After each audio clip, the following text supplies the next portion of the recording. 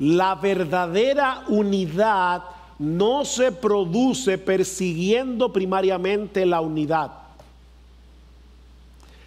La verdadera unidad no se produce primariamente persiguiendo la unidad, sino persiguiendo a Jesús.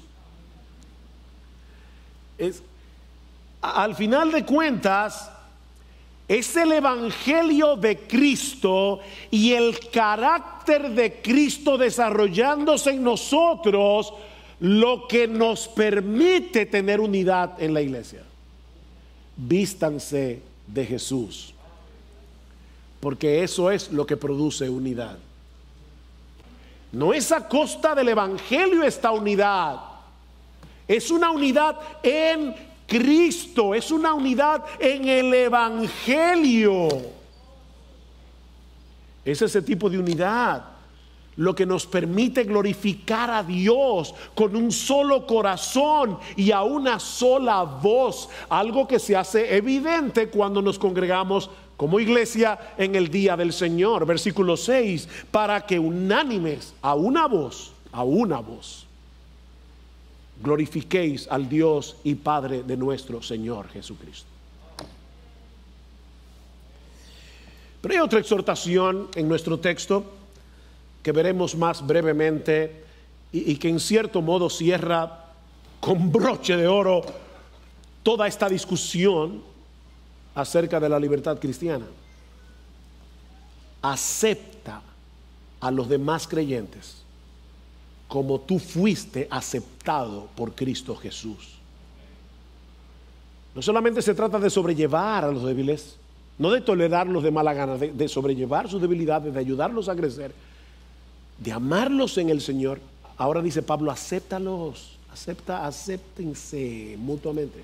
Versículo 7, por tanto, aceptaos los unos a los otros, como también Cristo nos aceptó para la gloria de Dios. Déjame hacerte una pregunta. ¿En base a qué nosotros fuimos aceptados en la presencia de Dios? Fuimos adoptados como hijos en la familia de la fe. ¿Recuerdas Romanos 5:1? Habiendo sido justificados por la fe, tenemos paz para con Dios por medio de nuestro Señor Jesucristo. ¿Ves? No es sobre la base de nuestro desempeño, de nuestras buenas obras, que somos aceptados por Dios. Es únicamente por la justicia perfecta de Cristo que es puesta en nuestra cuenta, nos es acreditada por medio de la fe. Dios nos ve como si nosotros hubiéramos tenido la misma obediencia de Cristo a sus mandamientos. Una obediencia perfecta. Esa es la buena noticia del evangelio, que nosotros somos salvos por gracia, por medio de la fe sola. Esa palabra es importante. Por medio de la fe sola en la persona y la obra de nuestro Señor Jesucristo, a pesar de nuestras deficiencias. Pero ahora yo te tengo otra pregunta. ¿Qué impacto debiera tener esta doctrina de la justificación por la fe sola en nuestra relación unos con otros? ¿Cómo debe impactar el evangelio? Tú dices creer en el evangelio, ¿verdad? En esa doctrina, tú dices creer en que somos justificados únicamente por medio de la fe. ¿Cómo debiera impactar eso tu relación con los demás? Me encanta cómo lo dice un comentarista. Cuando asimilamos la doctrina de la justificación, que somos aceptados a pesar de nuestras deficiencias y defectos, seremos capaces de aceptar a otros a pesar de sus deficiencias y defectos.